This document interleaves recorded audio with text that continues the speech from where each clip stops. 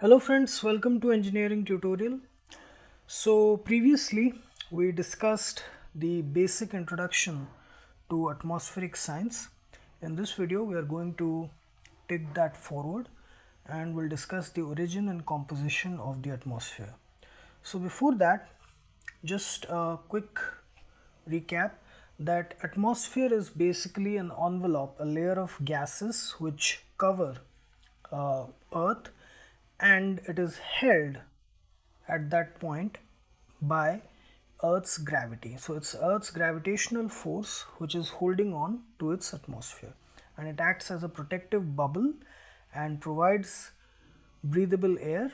It regulates the climatic conditions, and most importantly, it acts as a shield from harmful solar radiation and space asteroids and debris. So in this video we are going to discuss about the origin of the atmosphere and how the atmosphere that we have today was formed. Now it did not happen all of a sudden. It occurred in different stages. So this actually is important because we have to understand the gradual development in several stages, how the atmosphere, how it was billions of years ago and how is it today. So what is the difference between the two? So how Earth's atmosphere was formed and what gases it contains today and why they matter. These are the two main important points. So Earth, it did not always have the atmosphere that we have today, okay, and it was formed in several stages. Now the first atmosphere or the primitive atmosphere, it was when was Earth formed 4.6 billion years ago. It was extremely hot, and the earliest atmosphere, it contained mainly two gases, hydrogen and helium.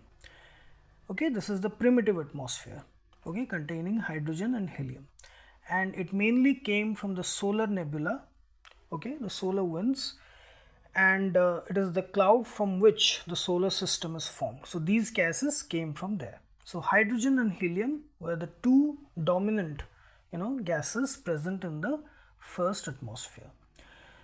But this atmosphere, it did not last long. It was gradual, of course, it did not happen all of a sudden, but slowly this atmosphere, it deteriorated. Earth's gravity was too weak to hold on to these light gases permanently, that is hydrogen and helium, and strong solar winds also swept away these gases. So the first atmosphere, it disappeared. Then we have is the second atmosphere. Earth cooled down. It was extremely hot initially, but slowly and gradually Earth cooled down, and because of various volcanic eruptions, different gases were released from those eruptions, volcanic eruptions, and mainly those gases were water vapor, carbon dioxide, nitrogen, various sulfur dioxides, methane, and small amounts of ammonia. These were emitted from the volcanic eruptions when the cooling down process was happening. Okay, now this process is called as outgassing. Okay, the release of gases from the volcanic eruptions. Now all of these, the combination of all of these gases, it created the second atmosphere. Okay, so the second atmosphere, it contained water vapor, carbon dioxide, nitrogen, various sulfur oxides, and methane and ammonia, small amounts. Now if you notice, up until this point there is no availability of oxygen, okay, O2, which is very important for the sustenance of life until this stage. Okay, so that is the important point. Then came the development of the atmosphere, through a slow and gradual process which we have today. So first is the formation of oceans. So the atmosphere, it contained huge amounts of water vapor from the second atmosphere from the volcanic eruptions. So as Earth cooled further, the water vapor, it condensed and continuous rain fell for years and the oceans were formed.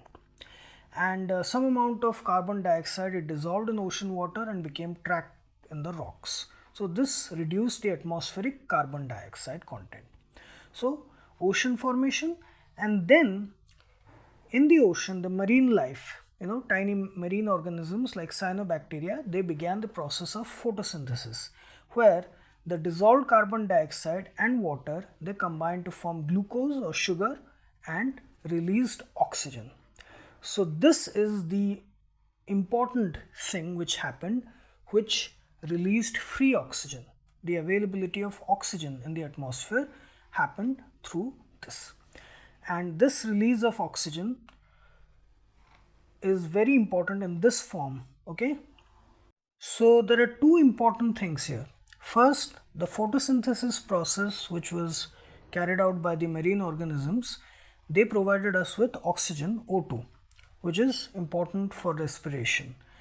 And also the gradual accumulation of oxygen in the upper layers of the atmosphere, it formed the ozone layer, O3. Now the ozone layer, it protected Earth from harmful ultraviolet radiation of the sun. So both of these, free oxygen, O2 and ozone, they made life on Earth possible. Okay, so these are the two important processes which were very much important in the formation of the atmosphere which we have today.